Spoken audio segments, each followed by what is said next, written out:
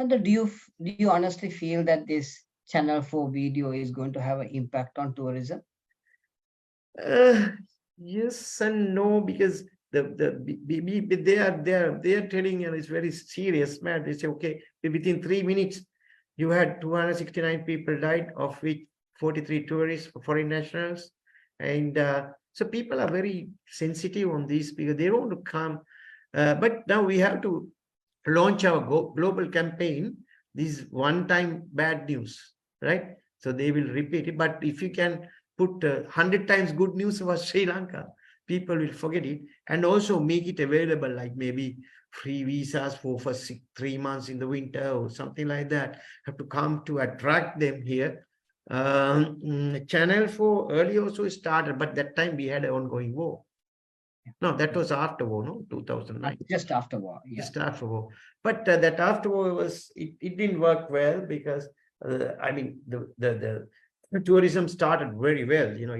It came in number wise, 350,000 came to 2 million. So that means these messages of Channel 4 and all those things didn't work. But that all depends how we are going to portray our country, how we are going to create the stability here, political, economical, social. If you have and environment, if you have this stability well balanced, so I think people will choose to come here. And there will be a lot of word of mouth things are going on because of our diaspora. They start coming back, so these are good signs.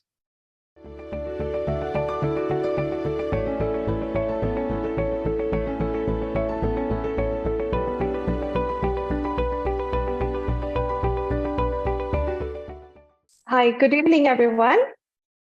Welcome to another MBA Diary session. We have very interesting personality with us, with an interesting topic indeed. Tourism today and key challenges. So we are live on Facebook as well.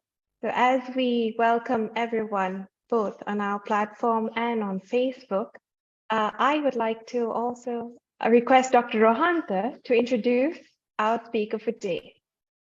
Doctor, over to you. Thank you very much. And we got an amazing personality today. He accounts for over 40 years of experience in the leisure industry. The founder chairman of Connaissance Ceylan Private Limited, Malu Malu Resorts and Spa, Alia Resorts and Spa, Ayurve Veligama, Ayurve Sigiriya Tea and Experience Factory, Mountbatten Bungalow, Scottish Planters Glendowen Bungalow, Wild Glamping Knuckles, Wild Glamping Galloya, Parangi Bay Veligama, Theme Resorts and Spas, CDC Events and Travels. He's also the founder and president of Alliance France de Corte. He's a past president of the Travel Agents Association of Sri Lanka, TASL, past president of Sri Lanka Association of Inbound Tour Operators, which is SLITO. He's a former board member of the Sri Lanka Tourism Promotions Bureau and the Sri Lanka Tourism Development Authority. He has been given honorary distinction of office d'Ordre National du Mérite by the French government for his dedication, expertise, commitment in developing the strong relationship between France and Sri Lanka in the year 2017. He was awarded silver in the National Entrepreneur category in 1999 by the Federation of Chamber of Commerce and Industry. And in 2008, he was awarded the Tourism Legend Award at the 6th Sri Lanka Tourism Awards. Ladies and gentlemen, a Tourism Lifetime Award winner 2023 by SLITO last week, a person whom is a beautiful human being. I've been knowing him for a long time, a very dear friend, a chairman, managing director, Connaissance Ceylan Limited. Ladies and gentlemen, it is Chandra Vikramasinghe. Over to you, sir.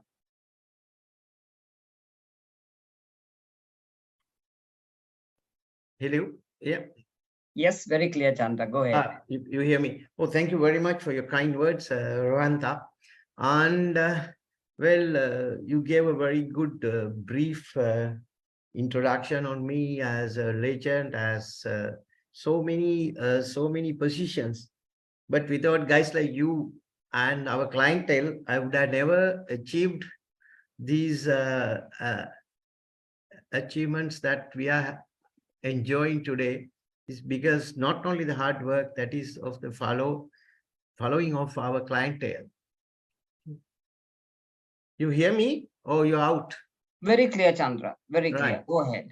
So I think today's the subject is tourism and key challenges. I think you did miss much of my career. It was a very good, excellent presentation on me. And also what I had to, you want me to talk about career development or go straight to the tourism or this thing, or how I got into these positions, how we got a new path of tourism, 1970s. I would like to just touch a little bit of history and at that time, how I got into tourism. These are all university students, they will like it to know it because 1970, I'm from Kurunagala area. 1971, when JVP insurrection came in and we were just done an advanced level and waiting for jobs. At that time, I got a couple of jobs from the government, but the MP cut my name. And that was, you can't get a single government job without recommendation for MP at that time. So I was like very frustrated because 71 insurrection. So then the government of Mrs. B at that time, they started for university dropouts, diploma courses in diploma in tourism, different foreign languages, etc., etc. So I applied for it and I came to Colombo to follow a diploma in tourism course. So, and I think Ruth wanted me to talk about my French collection and how I got into French and stuff like that. So this course was basically handled by Dr. Cedric Senratna those days now, and Mr. Idris. That was the first diploma in tourism course organized for A-level dropouts at Colombo Technical College. So there were subjects like French, two foreign languages, then the tourism, then hotels, then geography, so background knowledge of Sri Lanka, little bit of guiding, little bit of wildlife in Sri Lanka, etc., etc. So it's a very comprehensive, very tough course. So we were quite doing that, and coming back to the thing that I came to Colombo and I saw that there was a big difference between guys coming from village background to Colombo and trying to get into this type of field. It was very difficult. I went for a couple of interviews in Colombo travel agencies and things like that. I think one travel agency was recruiting only guys, rugby players who are playing for CR. Others, they ask your school or something like that. So I knew, well, I have to create my own USP. What I did was, I forgot about my English, which was not very good at that time, but I went in path of looking for my own USP, get a demand for me by studying French. So I did very well in French. So it was my career path was just freely opened because of my French knowledge. So that's how I got into my life change because of my, rather than going and studying everything in English literature, etc., we didn't have a chance. That time we became single medium. So that's what I said always. It's good to have even you have MBA, but you have to sort of create your own DNA or own kind of charisma. How can you get a better position than others by doing something new in the country at that time? Today, you don't need, maybe you have all AI, you can do all the translations and this and that, but still, so that was my opening for tourism, because that time it was very, very tough. So I got a couple of jobs. Then I did a diploma in sort of front office management hotel school, then diploma in tourism, then diploma in French at Allianz. So that was my basic academic the qualifications at that time. Apart from that, practically, it was very good at that time, and got first job at Samudra Hotel School as the receptionist there. Then I got into real job at Neptune Hotel, newly opened hotel. Then I came to Colombo as a travel assistant, became a travel executive. Then I did a guide course. That was also a very good opening for me into tourism, because basically that course was about 3 months. But then I became a little bit of, I went to France, did my diploma in French there, came back. So this is my basically first background and foundation. Then I did about 2-3 years of tour guiding, which is where I really learned why clients are coming to Sri Lanka and what they are looking for. So that is the basic foundation I put. Then 83, I started Connaissance with a couple of partners.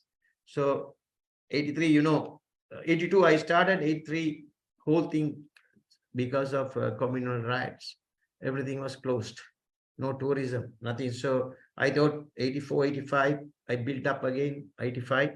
When Connaissance got a very good response from, we knew that we couldn't go and fight with big conglomerates those days, controlling the whole 90% of tourism, almost 100% controlled by 2-3 top class, top agents. So we want to be different. So we choose a French name. Very few people understood what Connaissance is at that time. So that's the path. I mean, that's how we started, created a new brand. Now we are Connaissance is a brand in France and all the French-speaking countries. So we get some sort of advantage because we speak French and the clients are being well looked after. These are this is my this is how we explain we are different to any other DMCs.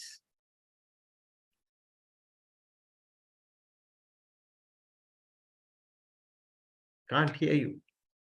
Lovely. And Chandra, how did you then move into the hotel industry with? Well, I built Connaissance. It did very well because we didn't go for mass tour operators. We went for incentives, FITs, and in France there's something called trade union groups. All the trade unions, they have a huge budget for travel, for the betterment of the client, maybe do a crash. So I went into that sector, and we were enjoying that benefit, and that went on very well. But I had a huge issue with the hoteliers at that time, a big group who control the rooms of law, Habarana, rooms in Kandy. So we have to go through them for everything. So sometimes they compete with us. So I realized the tourism to go ahead with at that time, tourism, you have to have your own hotels. So I found Kandalama. Before they built Kandalama, we built a hotel called Culture Club. So that was the first time, like everybody was talking hotel names those days. Those days I put a very English, very catchy name, Culture Club. I was inspired by Club Med in France. That was the thing. And so this name was, those days we called Sigiriya Hotel or Sigiriya Habarna Lodge. Everything was like they were using the village. I just went to Culture Club. So it got a momentum, and a lot of clientele followed us, because at that time the hotels they were there were very old hotels, and there were no new concepts, nothing. So we brought in Sri Lanka. I just want to do Sri Lankanizing the little bit of tourism and bring the culture into the hotels, and we put some villager to welcome the old gentleman from the village to welcome the guests. Then we got flutists, we got Rabana playing. So we really get very good cultural experience. So people used to stay about 5 nights on the hotel. Then I went into a hotel in Kandy called Le Candian. So I put a French name there, like Le Méridien. We put Le Candian. It was also a big hit at that time. Actually, happy to see we started the first discotheque in Kandy, Le Garage. So things we introduced, a lot of things people other hotels don't have, So this is how we came out from the other traditional hoteliering. So a lot of people at that time would ask me to put a hotel on the beach. Some people told me to go to Maldives, but we still sticked on to Sri Lanka. So that's it. After that, the history goes on, and I had a very bad issue with my partners. I lost the majority shareholding because we did the first IPO done for Connaissance 1996 with the central bank bombing, whole tourism, and even the Chamber of Commerce, all those things being closed for a couple of months. So we had a very, very hard time. Same time, I had a problem with my own shareholders, directors. So anyway, it's changed. And with the 2009, the war is over. Then what I did was we got delisted Connaissance Ceylan, which was a public company. I took over the ownership of Connaissance Ceylan and developed from there. The first hotel I thought was East. I believe in economic reconciliation. So we got small land, we built Malu Malu. From there, I put all Sringala names. Then went to Alia, Kitala, Malu Malu. Now we have another. So these all, we put some thematic hotels because people, that was a trend at that time, even in France. We sometimes we get, okay, you give us a charming hotel or small hotel or something different than others. So we need to. So even we went from Culture Club to Candian. So then we created, we needed a very big, strong presence on that cultural triangle where we built Alia, elephant. So this one also, it's a very different hotel with the beautiful view of Sigiri and Pidurangala. Nobody gets that type of view. So that's also very, I inspired by, especially the elephants. People, they love it. So whole theme goes from your, what do you call, bedspread to the, everything is depicting elephants. And the architecture also is very pleasing, very open, very eco-friendly. So we followed the trend basically. And that's where we got fantastic, our followers, travelers, especially travelers who are looking for experience. They try to book our hotels now. So we have some more projects, hotel projects, future, all those things different, but there were a lot of challenges. If you want to talk, this is the basic history and the situation and our place in tourism industry in Sri Lanka. Chandra, how do you interpret today's tourism growth? We have seen the numbers slowly picking up. How do you read it as a senior hotelier? At Ranta, you see still we are, if you take the pre-COVID, we are behind about 40% behind our figures. I think only countries who fully recovered was Europe, Middle East, and Maldives a little bit, because Maldives were open during the COVID time. So our issue is today the biggest. Then we had this economic disaster. With this, we got very, very bad publicity about Sri Lanka. The challenges is now, what the challenges are, whole world is going through inflation. So when people go through inflation, they don't think of disposable income is less, and they don't think of traveling. And also the airline tickets are basically gone up by 80% all over the world. But Sri Lanka is more because we have very little direct flights. So we have only Sri Lankan airlines coming directly. Other than that, all are coming through Middle East. So though we have every day sometimes five flights a day from Qatar and Emirates and things like that, but still you have to block it from wherever the originate destination up to here is very, very, very few tickets available. And also the whole trend of traveling for those days, 3 S's, the sun, sea, and sand, had changed into safety, security, and stability. So where Sri Lanka is placed in safety, security, and stability is very important. So, and at the same time, very bad news reporting on Sri Lanka.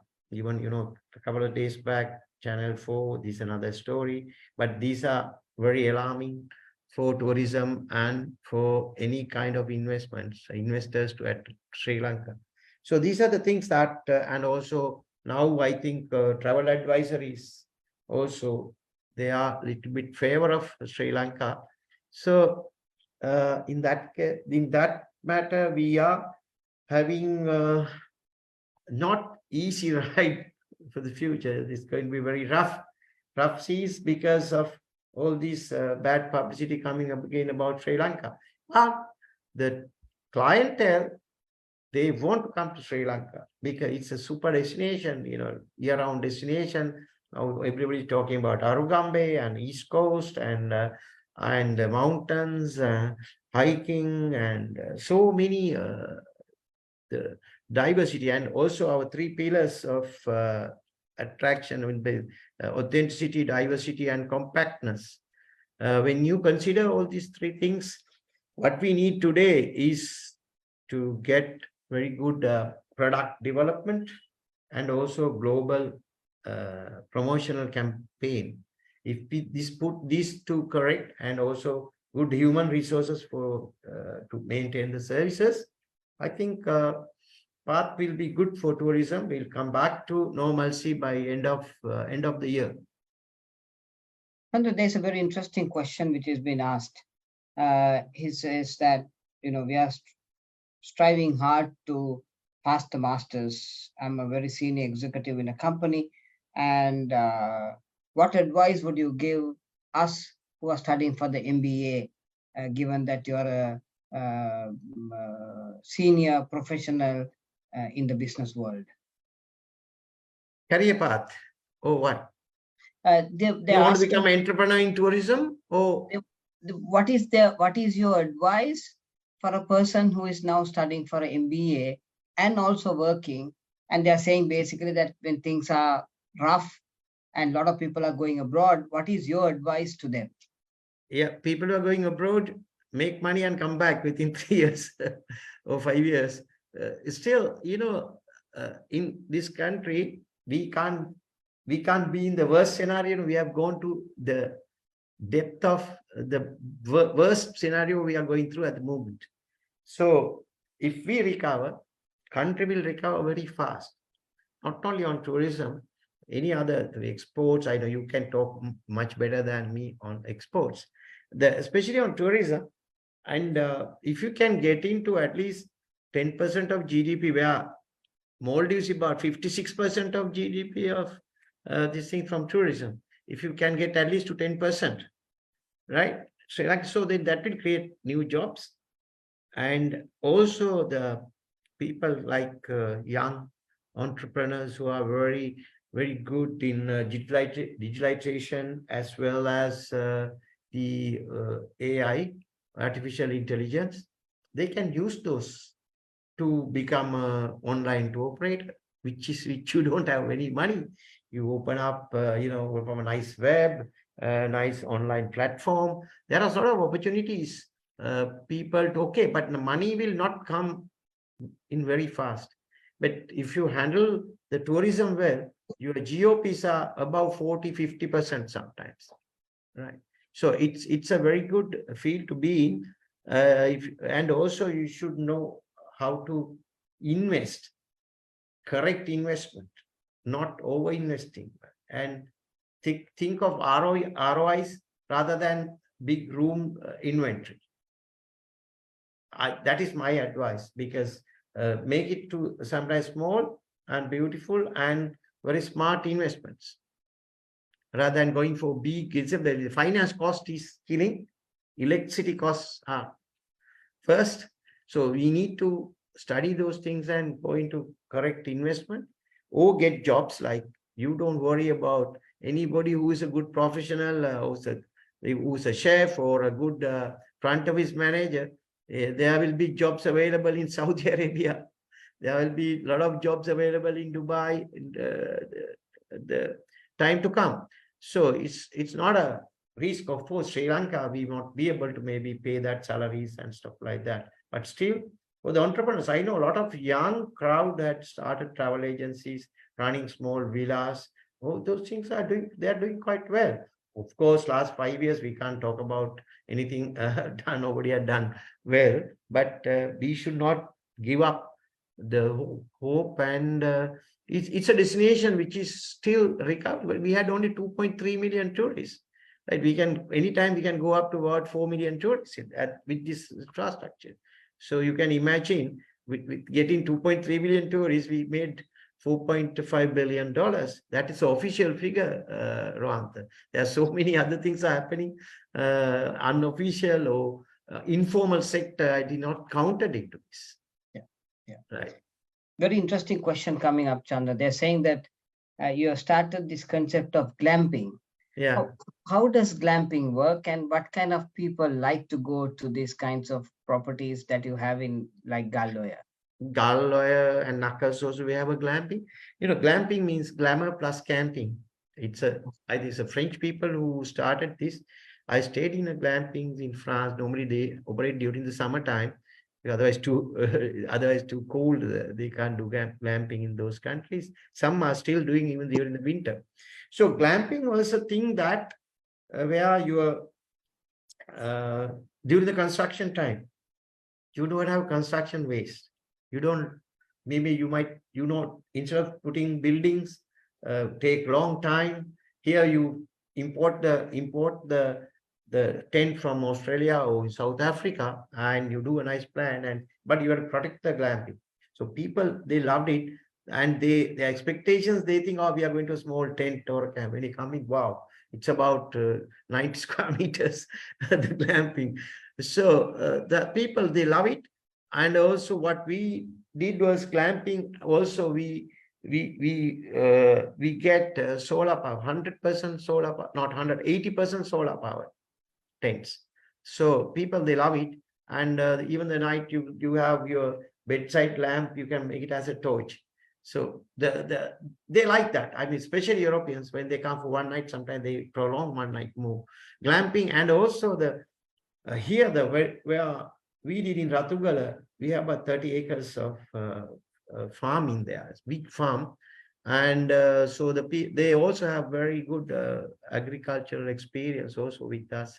We have our own compost. We have about 30 cows and the cattle there. So that's a complete, it's in the ethnic tourism. We have Aborigines there, or the Vedas. Also, we have Ingeniagal elephants.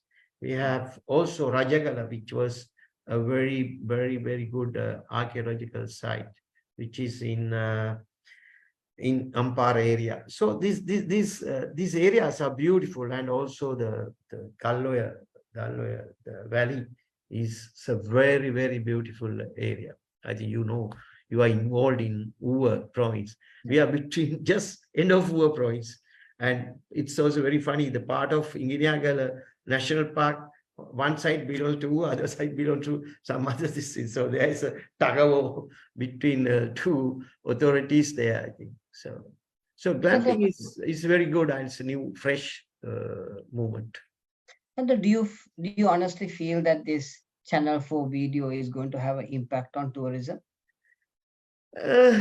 Yes and no, because they are telling, and it's very serious, man. They say, okay, within 3 minutes, you had 269 people died, of which 43 tourists, foreign nationals. And so people are very sensitive on this because they don't want to come. But now we have to launch our global campaign.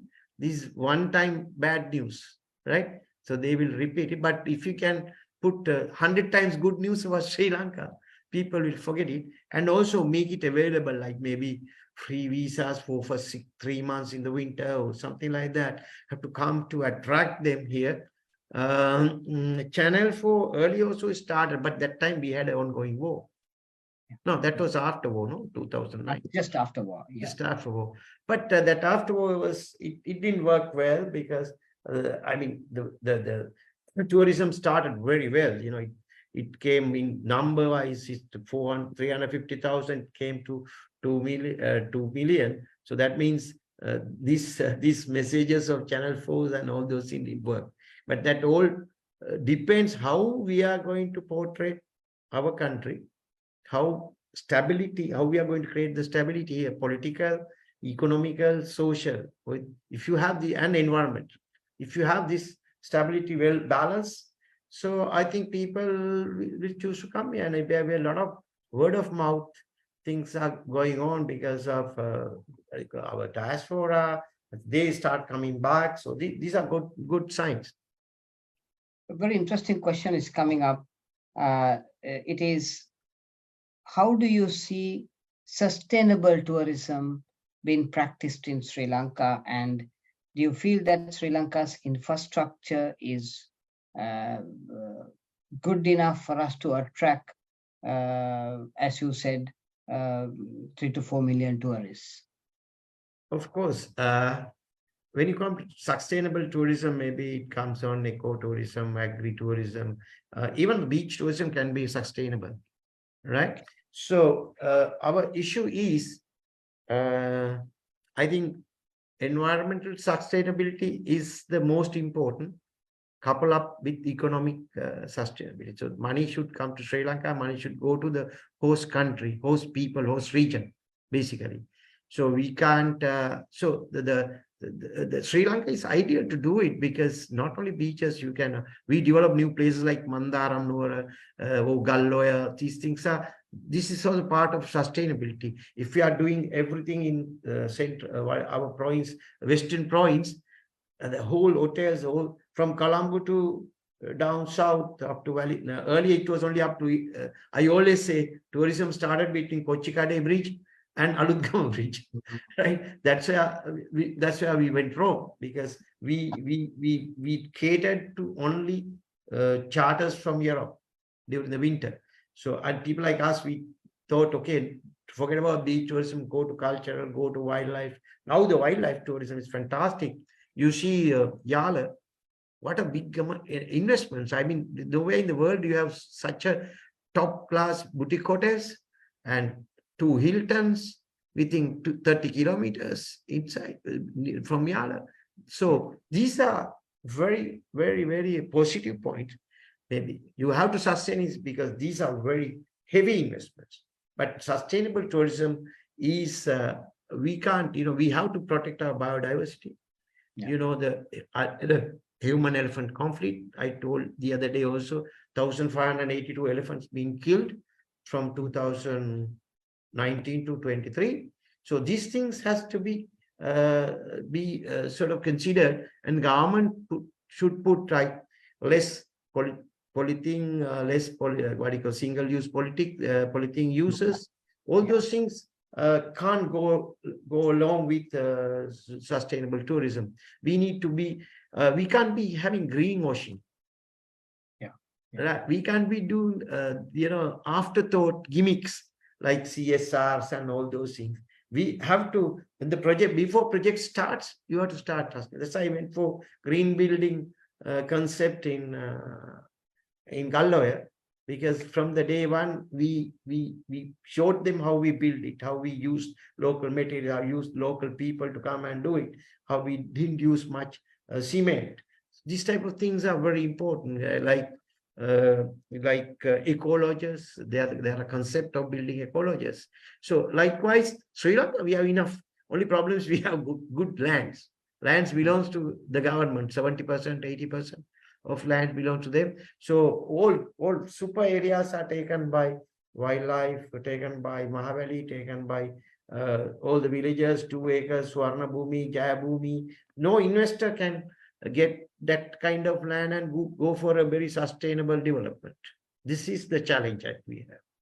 And then what about infrastructure? Do you think that we have to focus on infrastructure development like toilets and, yes. So that... Yes, I think toilets are important. Like if you take Sigiriya, they have now toilets, but we have to clear. So you pay $30 and go in there. You can't. I mean, you can't you can't be a nice, the concentrating traveler, because everybody is trying to try to come and sell something, or try to push you and get some buck out of it. So you are not peace in mind, no peace. So this is very important, that government should clear these institutions, clear these areas, to make it more sustainable. Villagers coming and begging is not sustainable tourism. It's even on the beaches in Sri Lanka. That's another reason that Maldivians are flourishing there. People should understand. Then what you go and see Maldives? No, Maldives, you get a pair of goggles and you discover underwater. It's underwater discovery only. So when you come out, you have your maybe 10, 15 coconut trees, right? To talk, you have to go and talk with fish, maybe. So that's a different kind of satisfaction that is coming of thing that people are looking for. Thank you very much, Chandra. It's beautiful coming and talking to these youngsters. Most of them are like at middle to senior level in the private sector. Yeah. Some are in Singapore, some are in touching base from Toronto, Middle East, and Maldives. Also, there are some people working in properties. And thank you very much. Just one last comment, Chandra. If there is one thing that you would want Sri Lanka to do for tourism, what is that one thing that you would look for? Stabilize the harmony between the religious harmony, communal, and stabilize a very strong, corruption-free government. Yeah. Everything will wastage-free government. Everywhere coming to standstill if you are going to continue with the same system we have been having. So I think we have to walk the talk now, right? Because that is where we are lacking. Allowing everything is there for us to develop in tourism in countries. It's a fantastic country. I mean, I've been living in France for long years, but that's not a place for us to live. This is the place for us to live. But if you have these corrupt politicians and the private sector, don't forget, private sector is the guys who are, pumping these guys money and this and that and maintaining them. So they have to realize. So we don't want to have another Aragalas and this and that. If you make the corruption free, and other pollutions like environment and all this, you can walk about, you can get a solution to this. But for this political and high official corruption, there should be a remedy, right? That is where we are going wrong. So this is happened, we can do the rest. Fantastic, Chandra. Lovely chatting with you, and I think the parting words that you made is so very apt. If we can get it clean, the development will happen naturally. Yeah, and I think most of us who are watching us, colleagues, will be traveling to different parts of your hotels also. Oh, right. So just keep Chandra in mind when you do travel. Give some positive feedbacks and reality feedback, so that then the feedback is going to help him in terms of delivering that value. Thank you very much, Chandra. Thank you very much. Thank you. Bye. Bye-bye.